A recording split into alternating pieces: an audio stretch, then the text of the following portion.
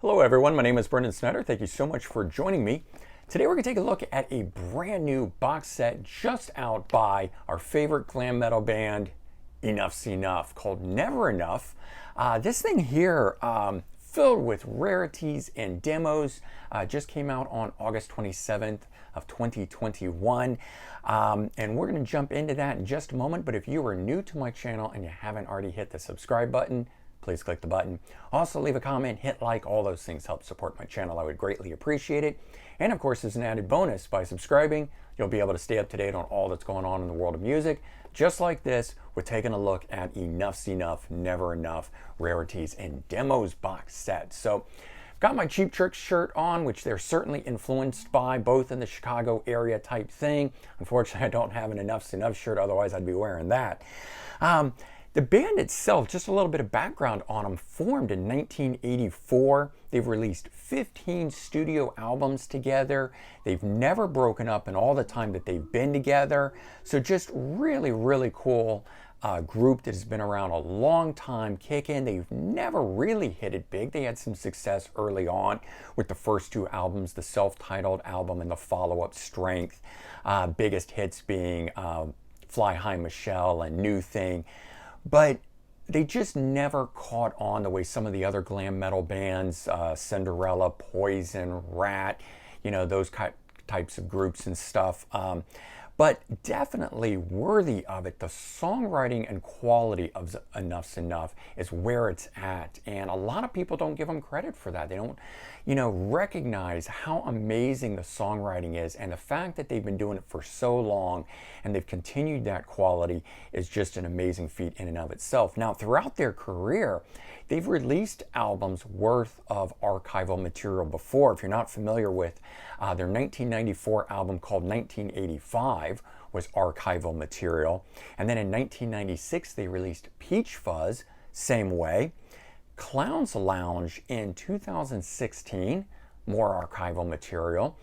And, you know, these are albums that stand up with the rest of what's out there. And so we get to this one here that has just come out. Now, this one here not coming out as a brand new studio album, instead coming out as a box set. So 3 discs in this thing of all unreleased material. And it ranges in different time periods, but it's all before the band got signed. Now, the liner notes to this, and this is done by the Deadline label, and unfortunately they do this with a lot of their releases. They're not very good at being specific to when things come out and the materials used that tie this all together. So photos in the booklet range through the late 90s, the early 2000s. Instead of being specific photos from the periods that these were recorded, they've got band members shown that weren't on these recordings, things of that nature. That kind of stuff has always bugged me a bit. If you're going to do a box set, if you're going to do a release that is archival, use stuff from that time period. Don't use it from later on. But aside from that, let's talk about the music that's on this. As I mentioned, it is 3 discs of 40 tracks. You've got 12 tracks on the first disc, 15 tracks on the second one, and 13 tracks on the third disc.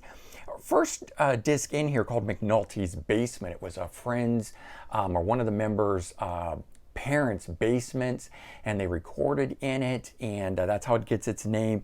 And now in here they claim that that's from 1983, but everything that I've read is the band didn't form until 1984. So I don't know if they're actually from 1983. If they are from 1983, then maybe it's what led to the band forming in 1984. But again, that's where Deadline isn't very clear on this sort of stuff. And, you know, it's fans like us, the diehards, are going to buy this. It's not the new fans that don't care or don't know about any of it. So you would think they would get very specific and be cognizant of what they're putting in there, you know, for us diehards that are going to know the difference between something that is real and factual versus something that might not be, kind of a thing.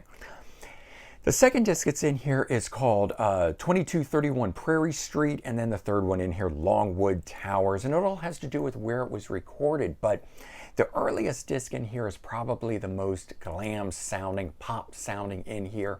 all of the quality stuff is in here that's really good. And I have to say that trying to pick which disc in here I like better, I'm not sure. I definitely like the first disc, which has the first single on it, which was track number 1, Bye Bye Love, which does have a classic Enuff Z'Nuff sound to it. But I do think I'm leaning towards the second disc in here.